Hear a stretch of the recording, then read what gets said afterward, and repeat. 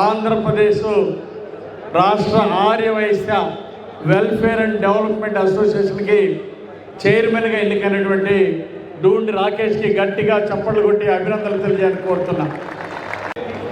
లోకేష్ గారి పాదయాత్రలో అనుక్షణం అక్కడ ఉండి మంచి సేవ చేశాడు, ఎంతో బాధ్యతగా చేశాడు. అర్ధరాత్రి కూడా మాకు ఫోన్ చేసి పనుంటే, లోకేష్ గారి పాదయాత్ర పనుంటే ఆయన నిద్రపోలేదు, మమ్మల్ని నిద్రపోలేదు. ఆ విధంగా అంత బాధ్యతగా పనిచేసినటువంటి వ్యక్తికి, ఈరోజు క్రమశిక్షణ పట్టుదలతో పనిచేసినటువంటి వ్యక్తికి ఈరోజు ఈ పదవి రావడం మా అందరికీ చాలా సంతృప్తిగా ఉంది. చంద్రబాబు నాయుడు గారికి, నారా లోకేష్ గారికి, పవన్ కళ్యాణ్ గారికి హృదయపూర్వక ధన్యవాదాలు తెలియజేస్తున్నా. అలాగే ఇందాక పెద్దలు చెప్పినట్టు భారతదేశానికి స్వతంత్రం తీసుకొచ్చినటువంటి మహాత్మా గాంధీ గారిని మనం గుర్తుంచుకోవాల్సినటువంటి అవసరం ఉంది.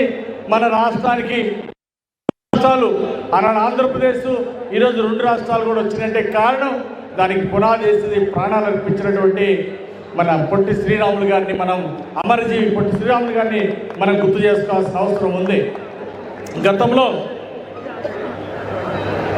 ఆర్యవైశ్యులు అంటే అబ్బో వీళ్ళు పెద్ద కోటీశ్వరులు, లక్షాధికారులని అనుకుంటాం ఎవరైనా సరే. కానీ వేల కోట్లు ఉన్నటువంటి వాళ్ళు ఉన్నారు. అట్లాగే ఇంట్లో కరెంటు బిడ్లు కట్టుకోలేనటువంటి పరిస్థితి, ఆఖరి బాధలతో ఉన్నవాళ్ళు కూడా ఉన్నారు. సెంటి భూమి లేని వాళ్ళు కూడా ఆర్యవైశ్యుల్లో కూడా ఉన్న విషయాన్ని గుర్తించి ఆనాడు నారా చంద్రబాబు గారు ఈరోజు ఈ ఆర్యవైశ్య రాష్ట్ర వెల్ఫేర్ ఫౌండేషన్కి, వెల్ఫేర్ గవర్నమెంట్ ద్వారా వెల్ఫేర్ అండ్ డెవలప్మెంట్ కోసం, ఆర్యవైశ్యుల కోసం ఆ రోజు 100 కోట్లు కేటాయించారు చంద్రబాబు గారు.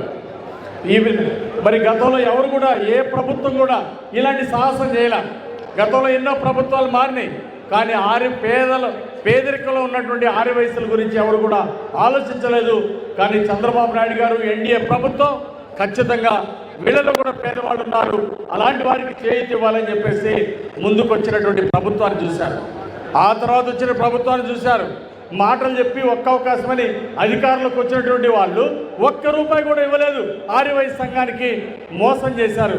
ఒక్క అవకాశమని అధికారంలోకి వచ్చి మోసం చేసిన వాళ్ళు చూశారు. అందుకే ఆర్యవైశ్యులు అంటే దేవాలయ నిర్మాణాల్లో ముందుండి విరాళాలు ఇచ్చేటువంటి వాళ్ళు, అన్నదాన కార్యక్రమాల్లో ముందుండి సేవా కార్యక్రమాలు చేసేటువంటి వాళ్ళు, ఆ వాసవి ట్రస్ట్ ద్వారా ఎంతోమందికి సేవలు అందించినటువంటి వారు, సేవాభావంతో ఎప్పుడు నడిచేటువంటి మీరు ఈరోజు రాష్ట్రంలో, దేశంలో కూడా ఒక ఆదర్శంగా ఉన్నారు.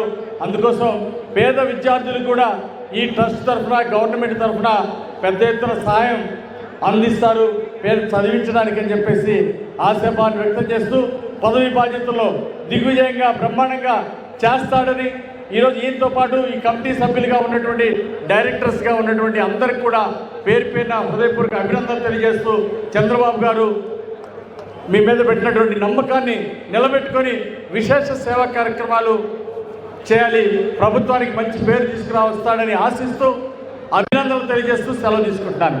జై హింద్.